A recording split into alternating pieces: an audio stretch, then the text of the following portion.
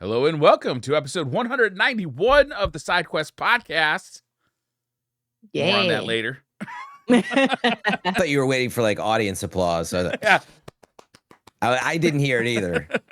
Well, they are far away. I'm sure you're applauding while you're trying to keep your hands on the wheel, goddammit. Yeah. Please do. Be safe. Stop clapping. She's going to kill somebody.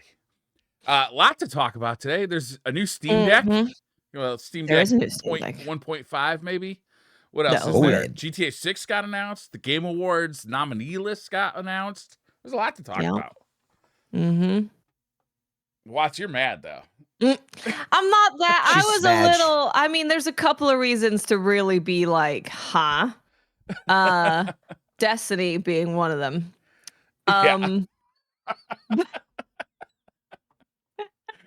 So just we can talk about that real quick, seeing as we're already talking about it. Best community support. Yeah. You have Baldur's Gate 3, Cyberpunk 2077, Final Fantasy 14, No Man's Sky, and Destiny 2.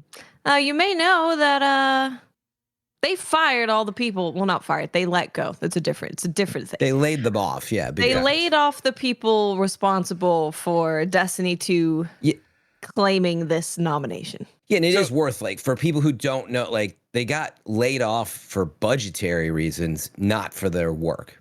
And I'm not getting into this, but some people don't know the difference. They don't know the difference. So people keep saying fired, and it's like, no, it's fired is when you've done something wrong and your job ends up getting terminated. Being laid off is like we're moving or we're shifting things around or money or we ran out of money. Or is it changed our budget. The ultimate smack in the face to give Destiny this award? Yes. Like, you used to be the best community support, but then you fired everybody, or you laid off everybody who used to do that. We're going to give them the award. We're just not going to give it to Bungie. We're going to call up the people you laid off and give them the award. It's a touchy subject, though, right? Like, how do you, I mean, Watts, obviously, you don't think it should be there. Does it negate, their 9 months of previous work, or is it more about you're like, well, I don't think they did a good enough job and we should snub them? You see, like that, it's a pretty muddy territory. I think the community support they talk to us every week. We have the TWAB that comes out. Not many companies do that, and that they're pretty talkative with the community. So I don't think that it's that they don't deserve to be there. I think it's bad either way, right? Because some people are like, well, why is Destiny 2 there when they just did what they did? And then people are like, oh, it was probably put into place a while ago. But then others are like, well, Alan Wake 2 is there, and that came October 27th. So, but I think that they do deserve to be there. I think that it is unfortunate that the only thing Destiny 2 gets nominated for in anything is best community support, and they let go of the people who make that happen. Yeah. Yeah, I mean, I would vote for them. It makes it tough. Like, we're all mad that they just freaking nuked the most, let's call it, convenient teams. They obviously have focused on development as the core, and then there's all these people that support it, the marketing, reaching the fans, and they're like, well, unfortunately, that's just how these decisions get made. They're like, well, we're going to cut all of these surrounding development. I mean, again, I don't know the full picture. I'm taking a guess, but the point is, it's really unfortunate. And then you look at this and you're like, oof, terrible timing. Yeah. However, at the end of the day, what is this? Thousands of people voting on these panels. And I agree with what you said, Watts, which is like, honestly, Destiny is for like almost a decade has communicated directly with fans, and it ups and downs. And like, we all have our favorite, moments with community managers, etc. And so anyway, I look back and I'm like, they've had a tough job this year. And if they didn't have the layoffs, I think we'd be saying like, well, man, I'm optimistic about the future of Destiny. I mean, that's me personally. But they've had a tough year communicating with fans. They need to make some changes, but I'm glad they're on here because they're working their butts off. But now that they got laid off, everybody's like, oof, what, remove them? So I don't know. My last thing I'd say on it is I think I put a tweet out when the layoffs happened, and I was more of the support those gone and remaining for all the work they've done. And I was like, I'm just going to go log in and sit in the tower because of all the hard work that everybody's done. And I think some people looked at that as like, ew, like, why would you log into Destiny on the day they nuked everybody? And I understand that too. You want to show Bungie, like, screw them, right? Screw the fat cats. So, anyway, long story short, I don't, when I look at this, I'm like, they have great community support. I think it's awesome that it's on here. But now, what happens after the layoff? Well, next year, should it be on here? I don't know. We'll find out. We'll see what they end up doing. It might be outsourced. So, yeah. We'll but see. Even then, it's how good is that? Is that really like the rumors out there right now? Well, I think they am part of what they said or something. It was an article based on what Bungie had said, but this seems like it's going to be stuff that's going to be outsourced. Feels like, yeah, they said that, the Sony purchase wouldn't affect it. And then it's going to be like, well, Sony's already got some hooks that they can support it, right? Like that's normally how it would go down. Well, the Sony thing, the reason that Bungie hasn't closed down is because of the Sony purchase. That's what we did find out, is that it would be possible that Bungie wouldn't even be here if it wasn't for the Sony purchase.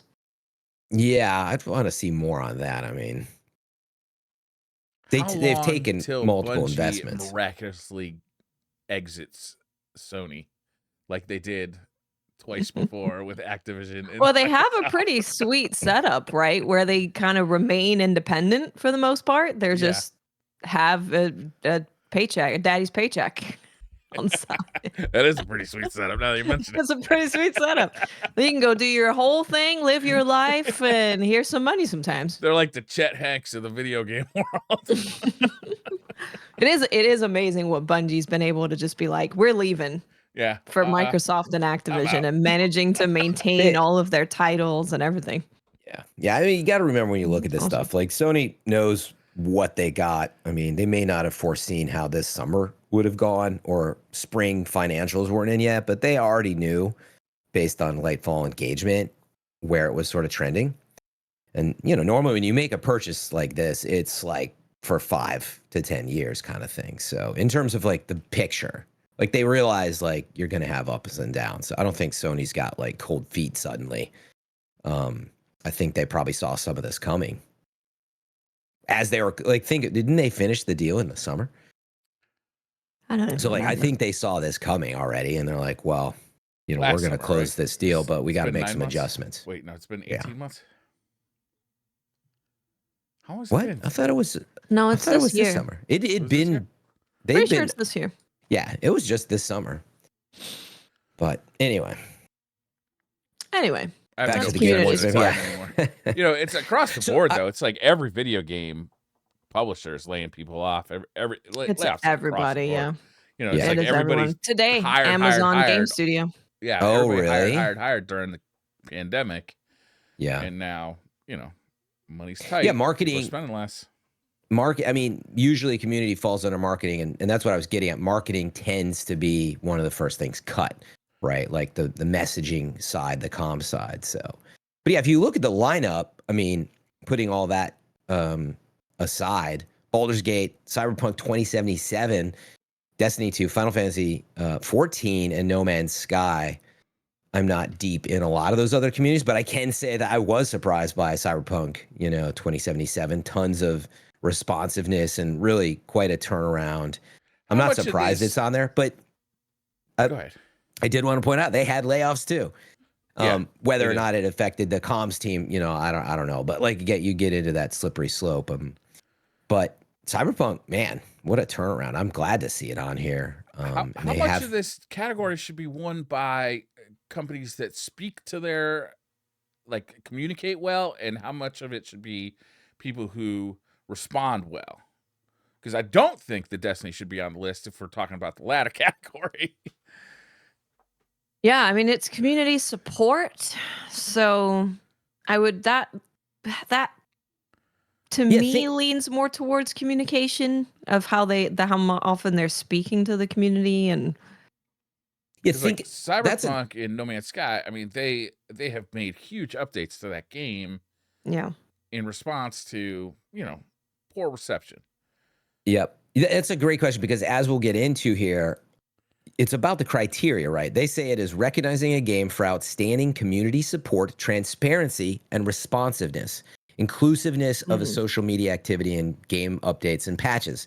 So you can look at it and have your own interpretation, but that's where people get confused with this. Like this is their criteria, which by the way is across 100+ outlets. I don't know if it's like 1,000. I don't know how many people it is, whether it's 500 or 1,000. It's a lot of people that come together. But I mean, if you look at it, like Watts was just saying, it's like their communication. And so if the developers made all these bad choices at one of these companies that 2 years later you're communicating to the audience, like that does kind of suck. What, I can't be nominated? I did an awesome job maybe, but you just don't like what the developers did. That's not your fault. Right. Yeah. But it's 1/3 of the criteria that you just listed off, right? Communication, but also updates and support. Yeah, but it's not the quality of what the audience thinks at all. It literally is saying, hey, we're addressing all the, like, think of it that way, right? This is saying, we got a ton of bugs, guys. I got a big update for you. And that's their job. And they're going to tell you all about it. And that somebody responded, said, you missed this bug. Like the Diablo team, for example, has been going through this year. And they say you added to the board. You know, it's doing stuff like that. Not you guys dropped the ball with development. It's got tons of bugs. Right. But part of it is saying you're going to do something, but also following through on that thing, right?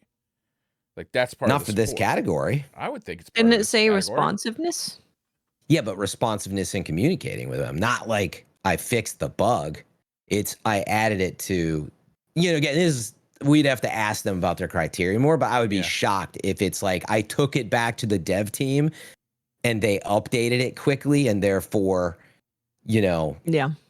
That's pretty tricky, right? I mean, I could see why people think that, but I don't think it's that at all. Because I would say that Cyberpunk and Destiny are on this list for two different reasons, right? Cyberpunk is more because of the incredible changes they made to the game to support, to support selling their DLC, but also in response to, you know, a negative reception to the game. Destiny 2 is on here just because they talk to the community a lot. Yeah, transparency. I mean, responsiveness. They do have like the Destiny 2 team occasionally. I mean, they had a few wins this year, right? They had some losses, but then they had some wins where they came back and were very transparent. But anyway, this is just one category, Minnie. I don't want to stick us on this one, but it's a weird one. Though. The criteria part's important. It is important. Do you want to start with Game of the Year? Because that will probably be another discussion. Game of the Year nominees: Alan Wake 2, Baldur's Gate 3, Spider-Man 2, Resident Evil 4, Super Mario Bros. Wonder, and The Legend of Zelda: Tears of the Kingdom. Initial thoughts? All of them. I think those are some hard-hitting games. Like, those are some big titles, but there's definitely some missing titles on there, too, that I would have hoped to see. But, man, you got, 1, 2, 3, 4, 5, 6 games that I think any one of them could win, honestly. Yeah, I think so. Here's my thoughts. I am not totally cool with remakes being nominated for Game of the Year. RE4? My reason for that, yes. And Resident Evil 4 is a fantastic game. But my reason for that is there are 31 categories. You could put Resident Evil 4 throughout any of these categories, which it is. It's in the next category that I'm looking at. And I just don't think that we should be like, hey, guys, you can just remake your best-selling games over and over again, and you can just win Game of the Year. I feel like there's only 6 spaces. I feel like those 6 spaces should be for new games with new ideas, new innovations. I hear you if you're doing like a remaster, like Last of Us remaster for the PlayStation 5. I would say, even that's a fantastic game. I wouldn't nominate it for Game of the Year because we already gave it Game of the Year the first time around. Right. But this was really more than a remaster, right? This was like it was a remake, a full on remake. And pretty. I mean, they really changed this game in big ways. Like they completely overhauled the combat system. I mean, they changed a lot about this game. I think it deserves to be on this list. Okay. I don't think any remake should be on a Game of the Year list. All right. If And there you you go. only Add it to had criteria. one, if you only had one category, then yes. But when you have so many other categories, I think that they can get nominated for other things. And but that's just generally how I view, especially this year where there's so many good games. Like I'm looking at Best Action Adventure Game. 4 of the games that are in Game of the Year are in Best Action Adventure Game, and there's only 5 nominations for Best Action Adventure Game. So I'm just like, I think picking nominees for these kind of things is, yes, it's which thing deserves to be there, but it's also looking at your other categories and kind of trying to spread the love in a year that's absolutely massive. I think that's dangerous. And that's the problem, right? Now you're looking at all of these categories to try to spread love around. And again, like it was what I was driving at before. Game of the oh, my video's not been on this whole time. No. Are you serious? Why didn't you say anything? Sorry, you were just having a bad hair day. You didn't say anything the whole time. Oh my God. Anyway, you can put together your game awards depending on the outlet how you want. Like people have different criteria and all that. And so it is important to read through that stuff. And again, a lot of people may not realize with the Game Awards, I mean, this is a ton of outlets across the world. Honestly, like, yeah, I'll just say I really respect what has been done with the Game Awards. At the same time, when you look around, it bothers me that people only talk about this, quite frankly, like high volume, huge, massive vote across. It's kind of dishwater. And I don't mean that as truly like the negative connotation of it, but like truly it's tons of people across many outlets with no weighting. Everybody's got their vote across the world, which is actually really cool. But you got to remember, that's what it is. And that's why when you look at the Game Awards, I would recommend you choose a handful of outlets and you look at what they've chosen. But people, because of the branding, and Jeff's done an amazing job. And again, I really respect that he's brought the industry together this way. But from an award standpoint, it is so many people. Like imagine if we got together right now, it's us 3 plus 200 people from the Destiny community. And so we just grab everybody and every category gets its votes nominated. Imagine that's what we're dealing with here. So it would be ass. It'd be chaos. There we go. That's why. So that's why maybe you want to curate a little bit. I don't know. The most interesting Game of the Years are always like podcasts that they talk it out on the podcast, and then you get to hear like how the Game of the Year happened. Because maybe you agree with the list, maybe you don't. It's all subjective bullshit anyway. Like, how can you subjectively say what's a better game on this on this list? Alan Wake 2 or Baldur's Gate 3? They're completely fucking different games. There's no like, well, one's got more sandwiches in it, so I think we ought to give it to them. They just needed to be released in this year. Yeah, that was basically the main criteria. When you do a podcast or something and you talk it out, like then everybody gets to like hear about this game and like the flaws and the good sides. And again, like the numbering, the list is arbitrary, but the fun part is hearing how we got there. You don't really get to hear that at the Game Awards. Yeah. And to Watts' point, I wanted to add to that. It's interesting. She's like, I don't want to see these remakes on here. And I don't have a problem with Resident Evil 4 being on here since it was such a killer game before. I do think there's an argument to be made of like the core gameplay being, it already was done, but now has it really been done that much better? Well, anyway, put that aside. I would argue it was better before, honestly. Where you were locked in place, man. You're scared as frick when you're on tank controls on a controller. But I kept saying, like, Phantom Liberty's release and combined with Cyberpunk 2.0, I mean, it's one of the best games of the year, and it's nowhere to be found on here, really, I don't think. No, and I take issue with that. I would have made room for that. But anyway, that's where this gets interesting. Is there a best DLC category? I don't believe so. No. You know, that would be a good category. And, you could probably also do a best remake expansion category at this point. Yeah. Because there's so many remakes and remasters. Resident Evil would win it every year. because they Yeah, bring out one of Resident these Evil would win things it every year. year. True. Well, every other year. But this is the problem with having them in Game of the Year, right? Because then you could say, well, Resident Evil's just going to win Game of the Year every year, or whatever company does a lot of remakes is just going to win every year. The other remakes. No, I'm just saying this is why I don't put like things that are the same in Game of the Year. You can't be in Game of the Year every year. It's like why I don't put One Piece as Anime of the Year, because it would win every year and it's stupid. All right. Well, we got 29 other categories. Are we gonna Best action adventure? I'm also upset about this one. Okay. Alan Wake 2, Spider-Man 2, Resident Evil 4, Star Wars Jedi Survivor, and The Legend of Zelda. No. Where's Remnant 2? Huh? Where's Lies of P? Where's Lies of P? Yeah, it seems like both of those could have gotten on this list, especially They over could've. Jedi Survivor that launched broken. Well, that's what I was thinking. Like, Yeah. and yeah. I was gonna say, like, this is where it's interesting because, like, if you're the panel and you identify Resident Evil 4 as one of the best games of the year, yeah, it would be weird for it to be missing. But to Watts' point, now I'm looking at it here, I'm like, geez, man, Resident Evil 4 is like, shut up, Arrow. It's such an old game. We got to make room for the others. But meaning it's going to be pretty hard to see anything else out there. With the game of the years always are going to end up in these other categories because therefore there's some of the absolute best. And this year in particular, there's going to be omissions, right? It's such a huge release year for so many amazing, huge games. You think I don't have a problem with this Wake list. 2 fits this category Action enough for it to be there? I think Best it'll probably action win it. adventure game. I think it's probably gonna win it.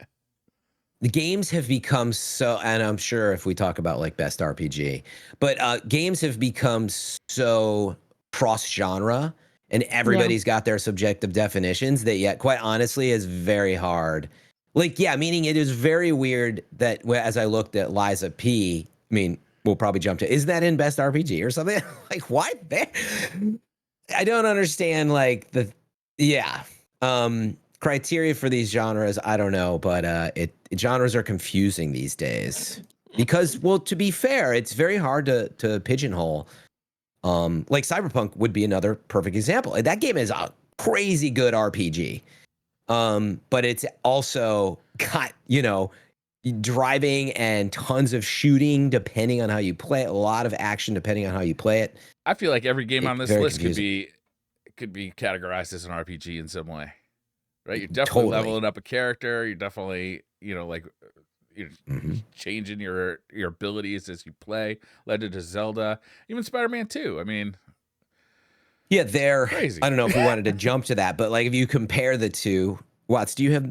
No, you don't have the description for the action one. I don't have the description. No. But RPG is like best game designed with rich player character customization.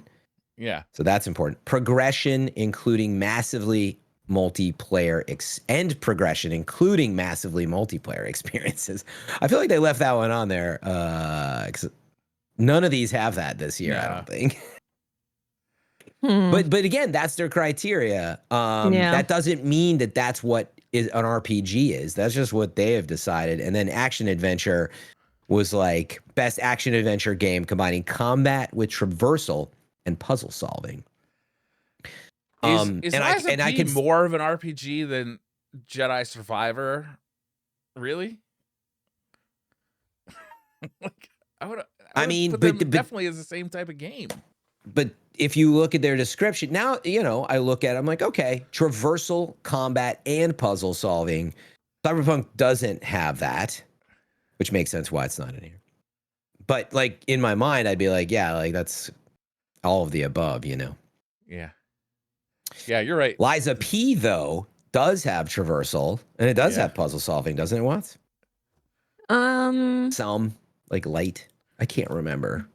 Not really puzzle solving. Just find a key, go back to the door. That's about the most of it. But it does have combat and traversal. So it's basically mostly there. I don't know if all of those had puzzle solving, but how many puzzles I think they are in did. Spider-Man? Yeah, exactly. I mean, And Alan Wake as well is mystery solving. It's not. Well, Alan Actually, Wake, it has puzzle solving. I'm like, there's some action in Alan. I don't think of Alan Wake as an action game. It's like a suspenseful. Well, there's an action game category and there's an action adventure game category. Yeah. Splitting hairs here for categories, I think. Anyway, people are stupid. Yeah, you know what's interesting? I didn't realize that. We need the Watts Awards. That's what we need. Yeah. 100%. I was gonna say, it's a good point, Briar. I didn't realize that there's no adventure game category. Oh, like, yeah, there isn't just a pure adventure. Yeah, which is yeah. I mean, that's like one more easy category. I think. Like, yeah, I could easily see Alan Wake in there. I mean, a heavily narrative, exploration based, blah blah blah. It's got a ton of that. It would make a great adventure game category. Good news. Anyway, my HDMI coupler just arrived. HDMI 2.1 coupler. Just huge update, Brian. I knew you guys were waiting. Breaking news. I knew you were all worried about it. It's interesting. I just realized too, as we had this discussion, they have 1, 2, 3, 5. They have 5 esports. It's a 12% or whatever that number is of the entire awards is dedicated to esports. Like, meaning, imagine if you dedicated it to these other problems. How much you want to bet I don't know any of the players on here? Yeah. Are you jumping into the esports stuff? I just was throwing browsing the athletes that I don't know. Yeah, I don't know. Yeah, actually, 20% of the awards almost are esports. It's interesting.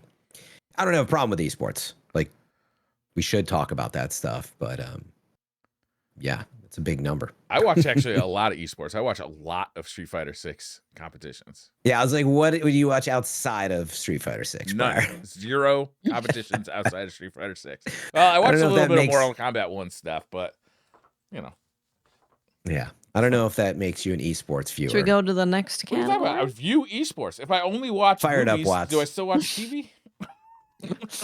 Best VR AR game. Briar, I'm looking at you for this one. Yeah. Gran Turismo 7. Yeah. Humanity, Horizon Call of the Mountain, Resident Evil Village VR mode, and Synapse or Synapse. Uh-oh. So does Resident Evil Village games count for you, Watts? Resident Evil Village? Well, that's a new mode for Resident Evil Village. It's VR. Yeah, but it's an old game. Yeah. It is an old game. That's almost They're probably scrambling to even find a VR game. And Gran Turismo 7 is an old game too, honestly. No, that came out. Did that come out at the end of last year? I don't think it came out It just came out. Time has no... Maybe I'm crazy. Yeah, time is No, you're right. Holy crap. It came out in March 2022. Sorry, my bad. Shouldn't even be here. Unbelievable. But maybe they just added VR. The VR. I don't know anything about with VR. the release of the PSVR 2, right? Which I got to get. I still haven't gotten one of those. I was kind of waiting on a sale, but I haven't seen it on sale. I don't even... Is it in stores? Or do you still have to order it from Sony directly? I don't know. Has anybody on this podcast been to a store lately? Yes. But not looking Not for VR. video games. Not for video games. Best Buy actually said that I think they're going to stop selling video games at store. Let's talk about a category that really matters. Okay. Best art direction. Okay. Let's throw it up for the artists behind games. Alan Wake 2, Hi-Fi Rush, Lies of P, Super Mario Brothers Wonder, and Legend of Zelda Tears of the Kingdom. Nintendo taking 2 nominations in there. Yeah. I love seeing the lineup here. Yeah, I think this is actually a pretty good list. I would have been like, where the F is Phantom Liberty on this list? And it's like, well, it's an expansion. So it's like, what? Those people just spent like 3 years. But anyway, game's so good. I gotta say, I was surprised, but then unsurprised. I'd love to hear from Watts. I was like, oh, Lies of P. Yeah, I love the Gothic stuff, but it didn't. At first, I wouldn't have expected to see it here. What do you think up against everything else, Watts, in terms of its... I think it's better than the 2 Nintendo games. I would say it's probably between Alan Wake, Hi-Fi Rush, and Lies of P.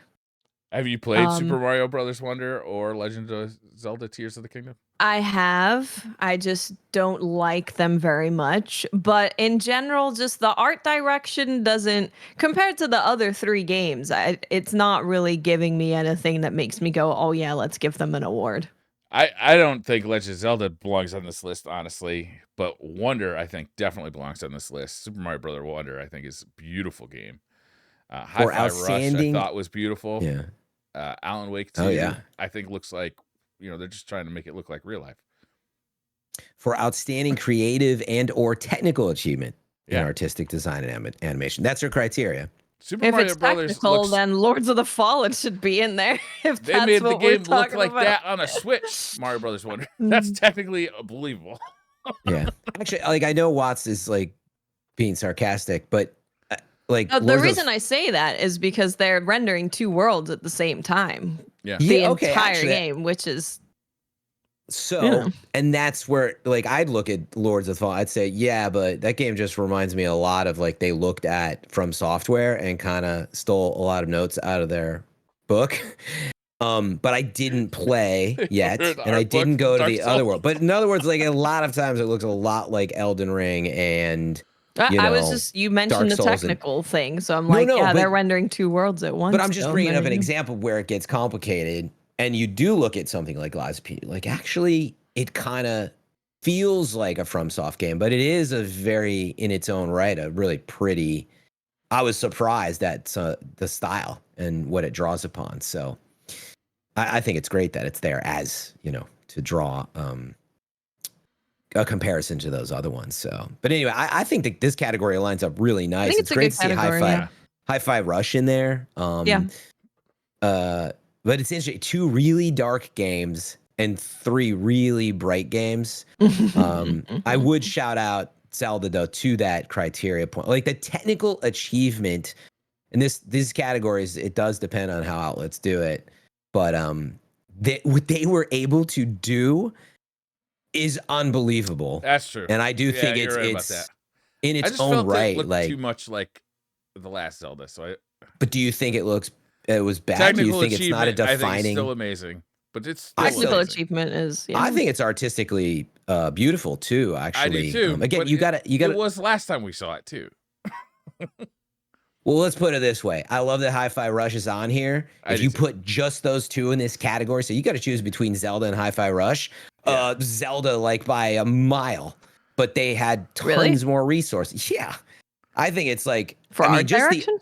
Oh yeah, just the opening of Zelda Tears of the Kingdom I thought was like gorgeously done, and again within the technical constraints you have is an important piece of it. I like Hi-Fi Rush, game, but like I'd agree with you, but it's sort of like putting Resident Evil 4 on Game of the Year. I don't mind it being there, but it's definitely a notch. It's taking a notch off the fact that it's a remake. And for me, Legend of Zelda Tears of the Kingdom takes a notch off because it's you saw it in 2016. I'm voting. It's my vote. I get to vote for whoever I want. But that's only applies to the Briar one. But like again, that's why there's 1,000 voters, right? It's like Yeah, again, everybody's gonna vote their own way. No, they have to vote based on the criteria, and that is the point. And by the way, like again, obviously I bring. Don't you know how voting works? You get to vote for whoever the fuck you want. Well, only based on the criteria. In these categories that don't make no sense, I'm just gonna vote for what I like. Yeah. No, but that's exactly. You gonna be stupid, I'll be stupid too. I'm having flashbacks to sitting in like meeting rooms with all of the IGN editorial staff and like people just like they try to bring their own criteria to it. And yet, like have your own award. That's great. But we would literally sit in rooms. You have to agree on the criteria, and people would start mincing words. And literally, the meetings almost every time would end up in like it'd be an hour overtime, and people would just all walk out. Angry. And just then the editorial directive team would just like finalize and be like, "Look, this is the best we could do," because you're never going to get everybody to agree. Look, if you do something for the first time that's technically amazing, it's a huge achievement. When you do it the second time, it's less of an achievement. That's all I'm saying. Okay, but then let's just say that Tears of the Kingdom didn't let you dive from the sky to the ground, so it's the first time. That's true, and it also didn't let me build like huge like monster machines. Yeah, you couldn't build stuff. Yeah. Anyway, it was just that's what honestly I think these discussions for art are direction, super fun. I'm like, which looks better, and it ain't Tears of But the see, King. I look at Hi-Fi Rush. I'm like, I love what they did. It's really Art-wise. We're not cute. talking about graphics. We're But there's talking nothing. about art. No, It's the just technical like achievement is part of it. So definitely you're talking about graphics. Yeah. All I'm trying to point out is, like, to me, I'm glad Hi-Fi Rush is on here. It looks like sort of like Beautiful Joe. If you want to draw it way back and games like that, tune shaded stuff, and I think that's great. Yeah. But there's nothing like, honestly, there's nothing. I need to play more of it. So I'm using this as Reminder: Fran just plays Diablo and Cyberpunk, so take his I'm opinion. using this as an example. Like, there's nothing remarkable about Hi-Fi Rush, but I love the style. That doesn't mean that it's best art direction when put up against like giants. Yeah. Just the reality of it. But again, that's just my opinion based on the criteria. I don't know. I honestly think game. I think you could make an argument for any one of these games, honestly, on this list. Honestly. Yeah. I really think I think Super Mario Hi-Fi Brothers Rush is the weakest one on there. Who is? But I Hi-Fi think Rush it's is the weakest Yeah. one? Mm-hmm. But they don't have the resources of these other ones. And it was a small, much quicker project than these other ones.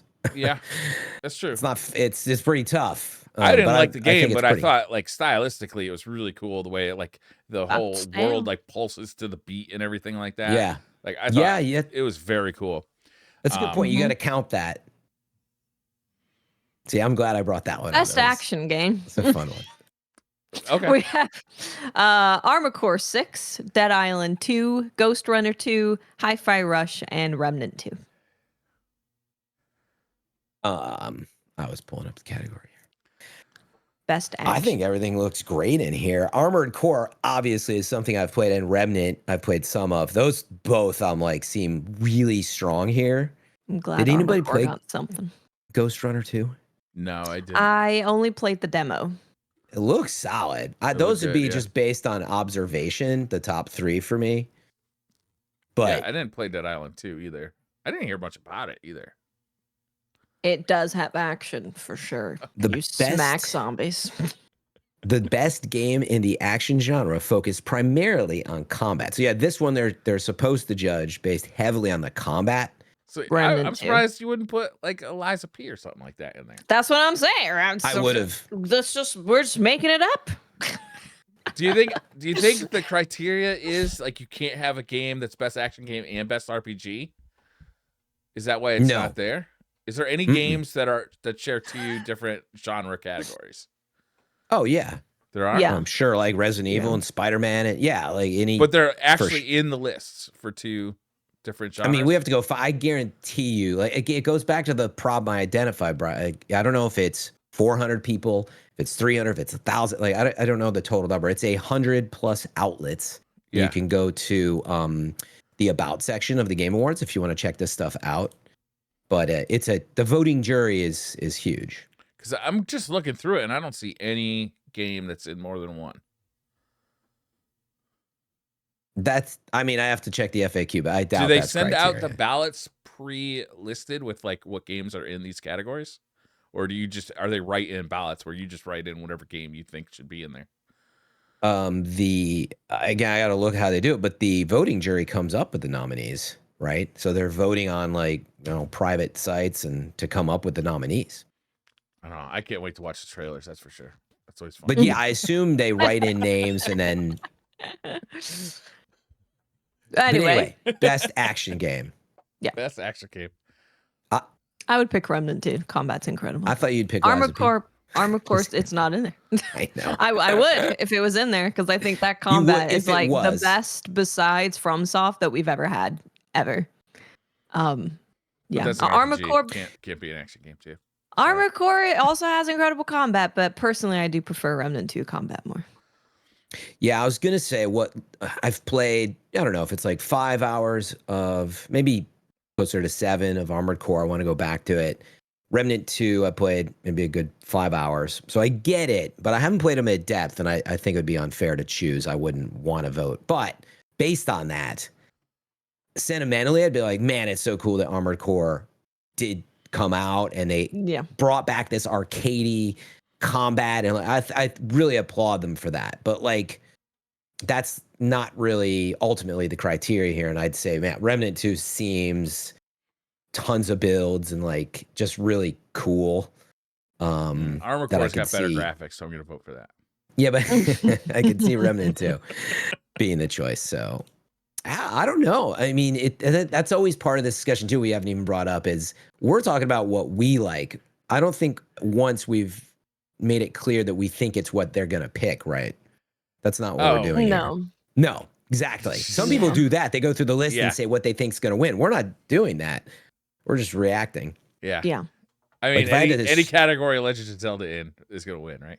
Yeah, like if I was gonna choose what I think might win, I mean, it's tough with like the amount of the panel, but I'd actually think it might come down to like Remnant or Hi-Fi Rush. I wouldn't be surprised stands out. Yeah, because of the uniqueness of it, which I feel like this wide panel really likes originality, but yeah, Remnant hit hard just based on the summer too. Like people really dug on it. And I'll be playing it tomorrow. Nice. Mm-hmm. Is it the new DLC coming out tomorrow? Yep. Nice.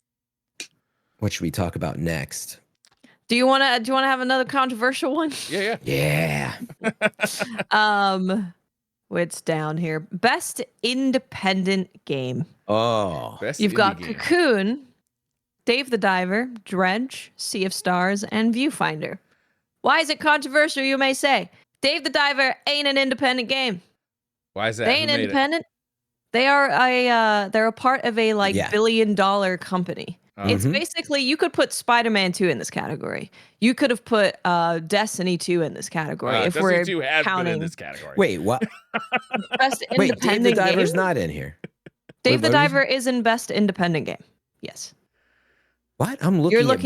You're looking at best debut. There's two. Oh yeah. My bad. Oh, Dave the Diver is not an indie game. So I saw this discussion today, and I agree. But I'm like, yeah, why is Dave? I didn't think it was on here. I thought people were arguing for it to be on there. No, it's on there, and people are like, "Hello!" It's like a $1 billion company. Agree. The irony is probably Mint Rocket was created by a $1 billion company to focus on indie type games because that market is huge, but they're funded and by billions. So like I agree, it should not be on here. You can't be like, hey, this 5-man team or this 2-man team that found a publisher is very different to this company that was made by a $1 billion company to put out 2D games to trick people into thinking they're indie games. But again, their criteria, which I'd still question, is for outstanding creative and technical achievement in a game mode outside the traditional publisher system. That's way too vague. Because Annapurna is, did Cocoon, and they're a traditional publisher, even if they publish a lot of indie games. So how do you? This is starting to infringe upon indie being a genre as opposed to a financial state. Yeah, I agree. Yeah, I think that there's I think it's messed up. Tons of killer indie games, and you've got a couple on here that were picked up by. Well, again, I mean, I don't know. It's to use this discussion point. Cocoon had to get picked up, right? But that's so different. Like, creating a game and then looking for a publisher so that they can publish it is very different to having a company from the ground up have a massive budget to create the game. Well, totally. But I don't know when Cocoon got picked up, right? It might have gotten picked up very early and then was funded. And again, I think it was just the one. I don't know how many. It was like a handful of people. Publishers, though, they don't really have anything to do with development at all. They just help put money towards actually advertising or getting it on like PlayStation or Xbox, because that can be expensive. Totally. Yeah. But again, that's where you got to come up with criteria for indie that everybody can agree on. I would say it is very much about, it's small teams that are not well funded, that have to take a risk. And then, you might get to the point where you get picked up. But even then, it's just kind of covering costs and they might pick up a marketing budget. And I would say, at that point, it doesn't not make it an indie game just because Annapurna picked it up and they might have a big marketing budget. because like to get it there, I mean, you're still a very small team, but compared to Mint Rocket, I'd have to know more about it. But yeah, they're a subdivision of Nexon. Yeah, $100 billion, in revenue kind of company, or that's actually, I think, operating profit I saw, or operating costs. But anyway, the point is, like, that would be almost like Sony or Nintendo starting a subdivision that focuses on indie style games, which they kind of probably have, right? Yeah. And then saying like, oh, we picked it because it's an indie, and it's like, no, that's not an indie game. Because meaning they were never, their directive was to make an indie type game, almost like Breyer was saying, like it's a genre. Yeah. That being said, for Dave the Diver is amazing. I've been wanting to play it. I actually bought it. It's a very good game. Nothing against the game. It's just not an indie game. Yeah. I'm gonna look up a lot of these games actually. Dredge is incredible. I haven't played Dredge. I've seen Viewfinder. Dredge is so good. But Dredge has been on my list. Sea of Stars I played very little of, but I will say Sea of Stars, every time I talk to people about it, they're like, well, I ask them, but like, isn't it just kind of like a really solid Super Nintendo style RPG from a gameplay perspective, but it's really pretty and really, it sounds good, it looks good, but what's so unique about it? And they always come back to me, they're like, no, that's pretty much it. Yeah, you nailed it. That's great. Yeah, but I'm like, I think that's awesome. I think it's great they made that game, but I hope, just based on what little I know here, that Dredge there's a remake of Chrono Trigger, and it's up for Game of the Year, by the way. Exactly. I hope Dredge wins this one. What little I know, or Cocoon would be really cool too, because man, it's Jesper, get their last name, but they worked their butt off to make these games. That was one of the, I think, lead designers from Limbo and Inside. I think it's Jasper. Yes. Jasper. It's a very small team and like awesome to see. I think that has a good chance here. But anyway, I guess the point is Dave the Diver probably shouldn't be on here. Yes. But it's outside it's definitely not outside the traditional publisher system, but I could see him making the argument that traditional it's not part of the They're just changing the meaning of what an indie game is. And I also don't like that. Game Awards, you're kind of stuck, I'm not going to lie. But we already knew that. Yeah.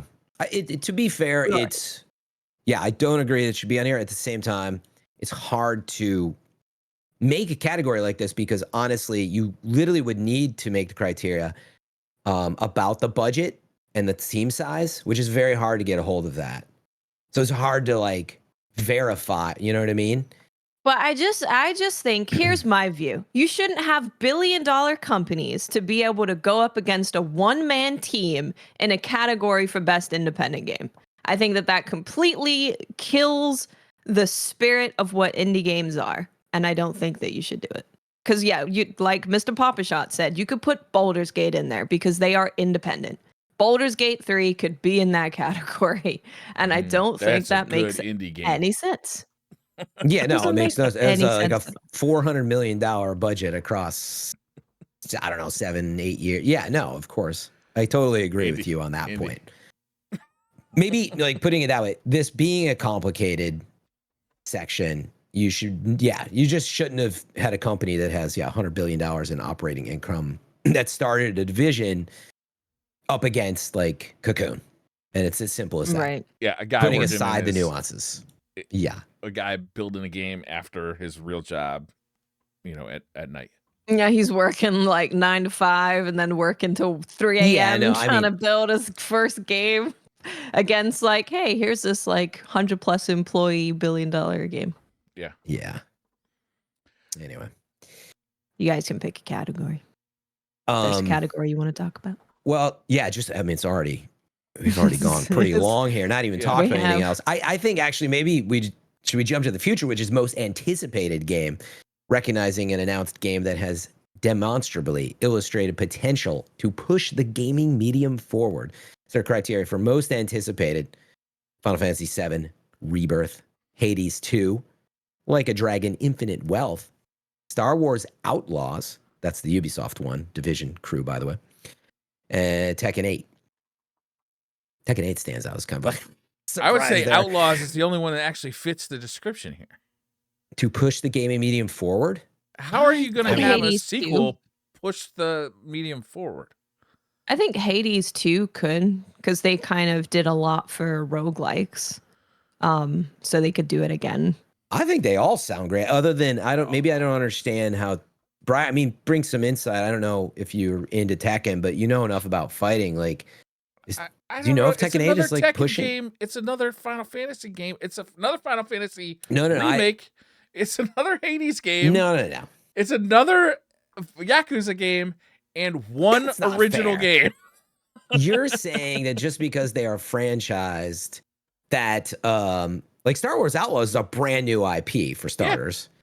Well, but just because like you recognize the names doesn't mean that no, it is. It's totally. In fact, can you name says the Star last... Wars? The first two words are Star Wars, so let's not call it a brand new IP. Name me the last Star Wars game, and maybe I'll eat some crow here. What's the last like open world GTA-esque, Star Wars game? It's the only one that's not a sequel to another game on this list.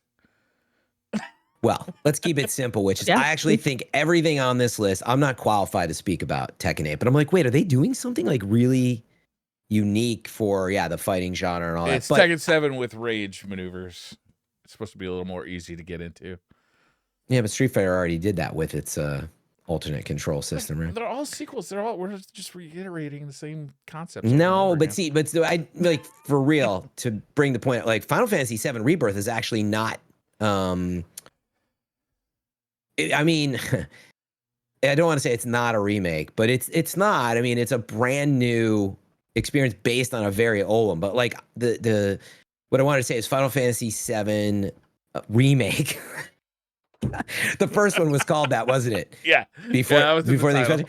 But honestly, the mechanics were really inventive for an RPG and it being a remake. Like, honestly, it was a bit hodgepodgey, but I was like totally impressed with their blending of real-time cinematics with, the gameplay. And like, honestly, it totally pushed the medium forward. It was my favorite game of the year it came out.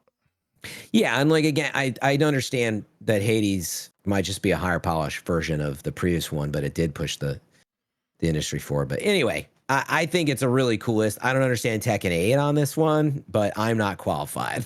I mean, if you put the criteria that you left, that you said behind you, just think about what's the most anticipated game of next year. Tekken 8 definitely deserves to be on that list for an awful lot of people.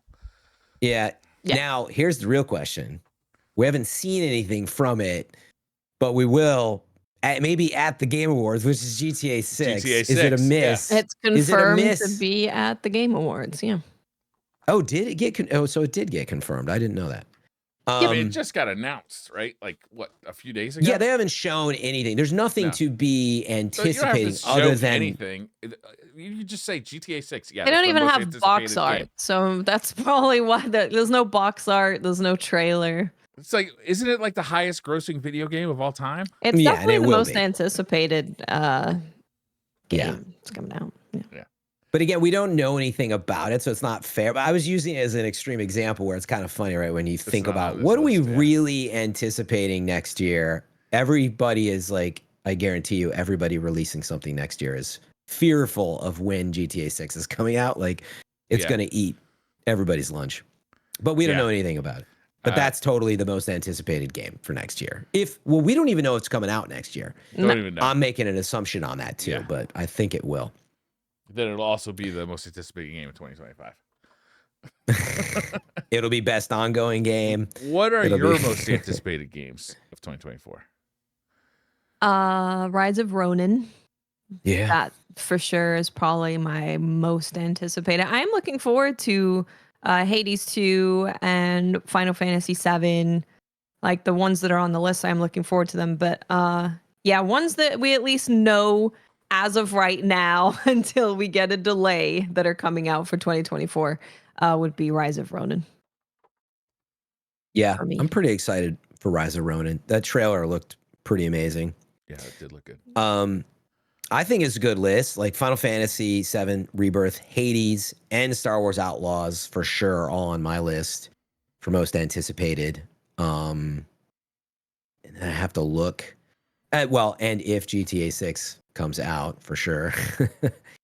Yeah. Outside that, I don't think we know enough. So, Yeah, Outlaws Yeah. is my I mean, game with a bullet. Like when I saw that gameplay trailer or that gameplay demo that they showed, I'm like, oh, this is exactly my thing. I can't wait for this. Love it. yeah, it's good. I was just thinking, does Microsoft have a big announced 2024 title? I mean, they have like Avowed, I think, might be coming out. But I was like, yeah, wait.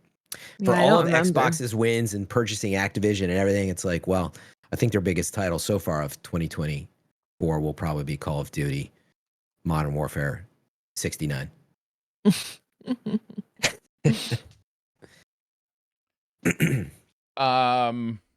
Real quick to Yeah. change the subject, new Steam Deck. Did you guys see that? What'd you think of it?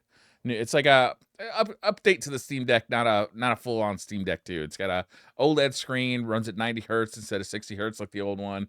Better battery life, slightly better FPS based on some changes to hardware, but not like significantly better. I don't know. It just seems like a really nice update to the Steam Deck. Yeah, for $550, I think it's great. Can't afford it. Don't have one. Like I love PCs, so new hardware I always love my excites Steam me. Deck. Yeah, I like I mine just too. I just won't be paying that much to get the OLED because it's been not too long that I've had mine that I'm ready to spend another 500 plus bucks on another one.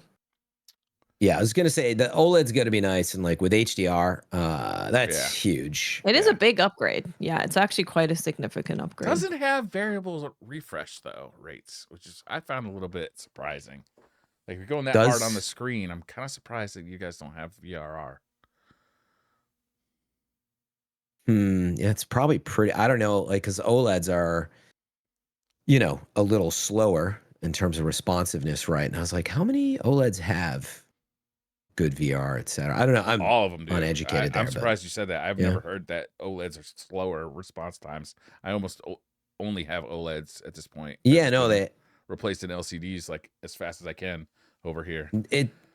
I mean, they're definitely less responsive, but like they've come a long way. So I'm a bit uneducated there in terms of their latest advancements. But my guess is it was just like a cost thing. I mean, to be able to do that. Yeah, it seems like a real nice screen. It's a 16 by 10 screen, so it's always often got like bars on the top and bottom of it, and those are just going to disappear now because they won't be lit up. Mm-hmm.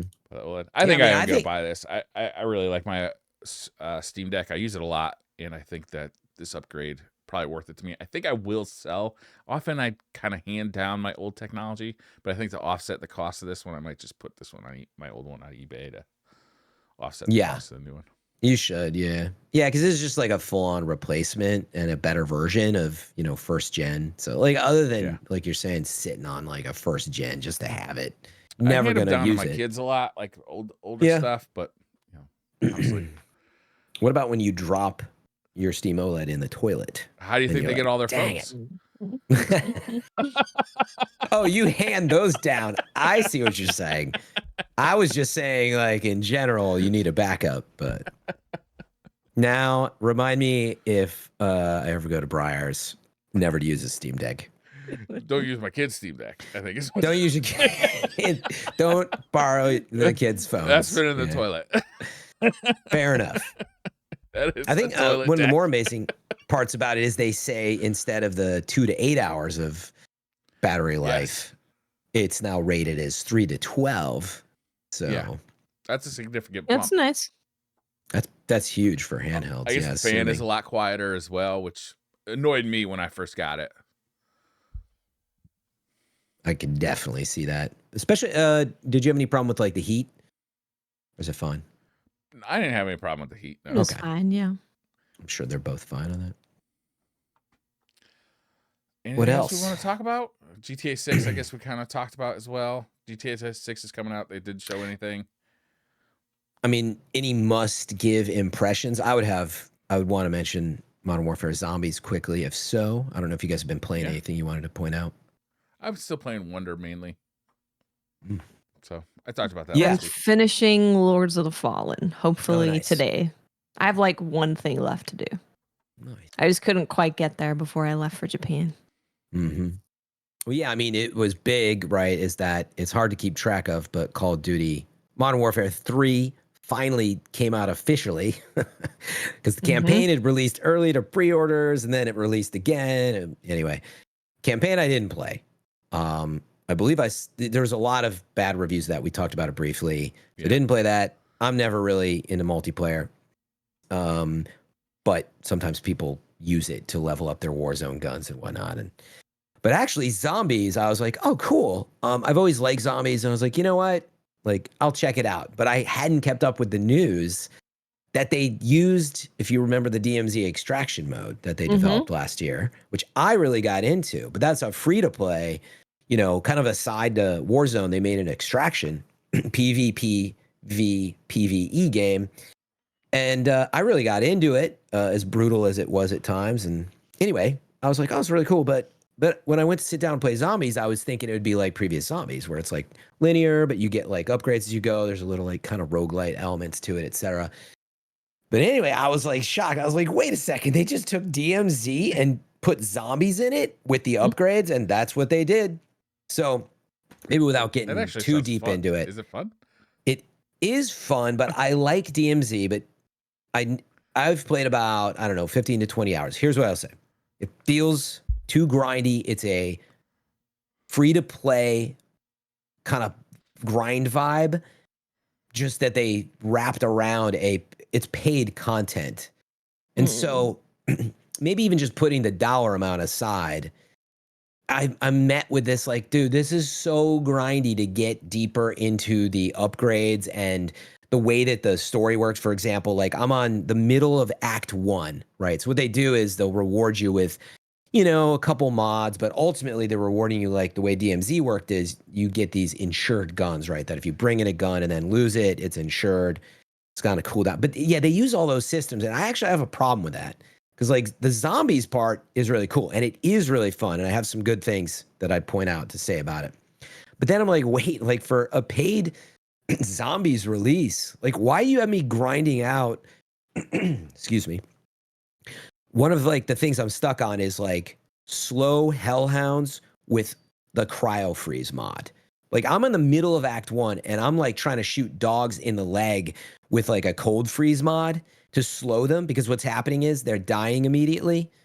So without getting in, I'm like, this is crazy. That's like a free to play objective to keep you playing a game, right? As a live service game. And I'm like, I just want the zombies part. I want to get my upgrades. I want to, you know what I mean? And, it's really at odds with itself. I feel like it needed to be like almost like, again, it's less about the price, but I feel like it should have been like a special, I don't know, $15 expansion or $9 expansion kind of thing for what DMZ is or something. It feels weird to me. Yeah. That being said, I had a lot of fun so far. It's really fun if you have a team to play with. Just like the map is huge. It's a Warzone map, you know, and you go around getting deeper and deeper into, it's got 3 zones is the way that it works. And you're trying to get into the middle zone, but it's extremely difficult and extremely grindy. You need tons of upgrades and knowledge to do that and a really good team. And so the last thing I'd say is it's really cool to pop on matchmaking because it's PvE only. Nobody's going to kill you in zombies mode except for the zombies. So it's cool to matchmake with people and just hop in. Okay. I didn't really understand that. Yeah. So you extract stuff out, like you'll get a crafting schematic and I need to get that out. So that's the extraction part of it now. And I'm like, oh, cool. Now I can make a speed increasing cola, but I can only make one of those every 8 hours or something. But the point is you can take out crafting mods and you can also get guns out. But I'd have a lot more to say about it. Maybe reserve it for later. But it is cool, but it's PvE only, which I think is dope. But yeah, pop on matchmaking. And that's the best thing about it. You can play a Call of Duty game and 1 to 5 people will rally around you and help you out, which is awesome. It's a different world we live in than Xbox 360 live chat.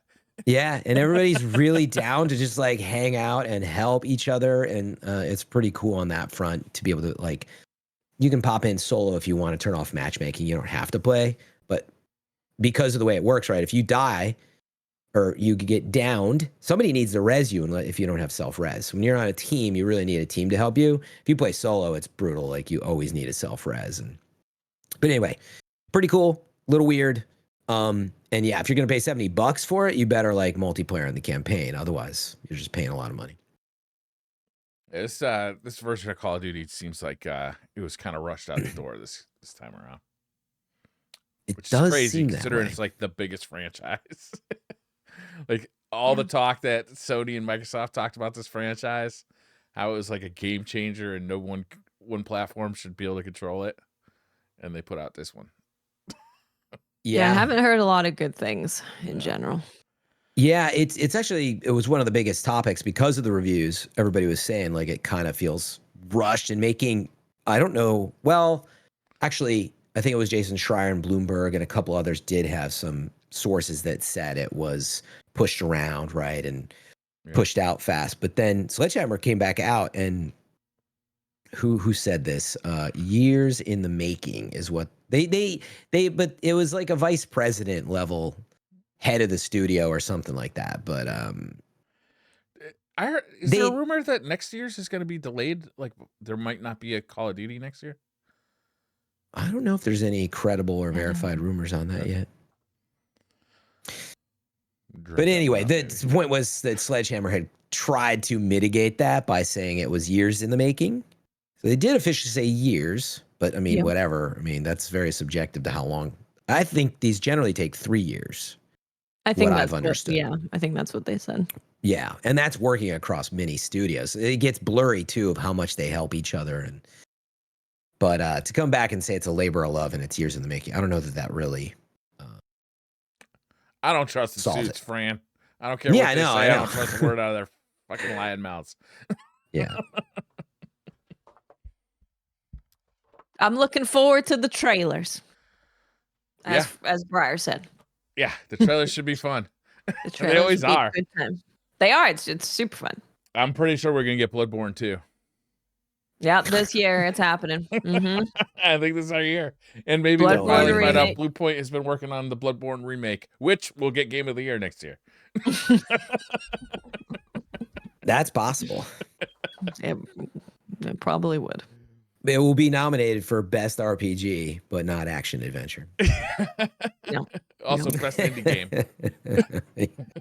Best Debut Studio. All right, is that going to wrap this one up?